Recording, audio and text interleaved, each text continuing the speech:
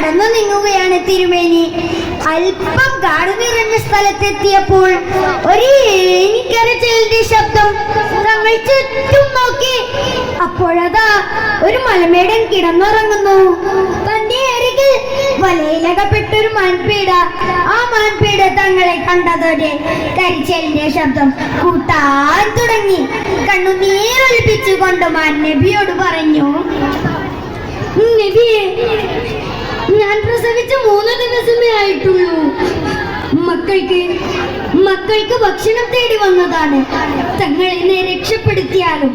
ഉടനെ തന്നെ നബി സല്ലല്ലാഹു അലൈഹി വസല്ലം മലമേടനോട് പറഞ്ഞു, ഈ മാനിനെ അയച്ചുവിടും. അത് അതിന്റെ കുട്ടികൾക്ക് പാലൂട്ടി തിരിച്ചു വരും. അപ്പോൾ മലമേടൻ ചിരിച്ചുകൊണ്ട് പറഞ്ഞു, ഈ മാൻ തിരിച്ചു വരുമെന്നോ? എന്ത് വെട്ടിത്തരമാണ് നിങ്ങൾ പറയുന്നത്? ഒന്ന് ആലോചിച്ചതിനു ശേഷം മലമേടൻ വീണ്ടും ശ്രദ്ധിച്ചു. ശരി, അതിന് നിങ്ങൾ ജാമ്യം നിൽക്കുമോ? നബി തങ്ങൾ പറഞ്ഞു, ഞാൻ ജാമ്യം നിൽക്കാം. അപ്പോൾ മലമേടൻ പറഞ്ഞു, ഈ മാൻ തിരിച്ചു വന്നില്ലെങ്കിൽ ഇതിനു പകരമായി നിന്നെ ഞാൻ അറുത്ത് കളയും. നബി തങ്ങൾ പറഞ്ഞു, താങ്കൾക്ക് എന്നെ എന്ത് വേണമെങ്കിലും ചെയ്യാം. ഉടനെ തന്നെ ആ മലമേടൻ ആ മാനിനെ അഴിച്ചുവിട്ടു. മാൻ ഓടി മറഞ്ഞു. പറഞ്ഞ സമയം കഴിയാൻ നിമിഷങ്ങൾ മാത്രം ബാക്കി. മലമേടന്റെ കഠാര പൊന്നാരി നബി തങ്ങളുടെ കഴുത്തിലേക്ക് നീളുന്നു.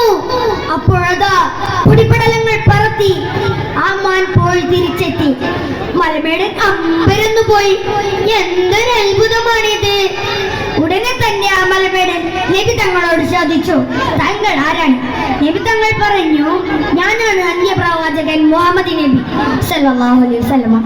ഉടനെ തന്നെ അവൻ ഇസ്ലാം മതം സ്വീകരിക്കുകയും ആ മാനിനെ അയച്ചുവിടുകയും ചെയ്തു. എന്റെ ഈ കഥ എല്ലാവർക്കും ഇഷ്ടപ്പെട്ടില്ലേ? ഇത്രയും പറഞ്ഞുകൊണ്ട് ഞാൻ എന്റെ കൊച്ചു കഥ അവസാനിപ്പിക്കുന്നു.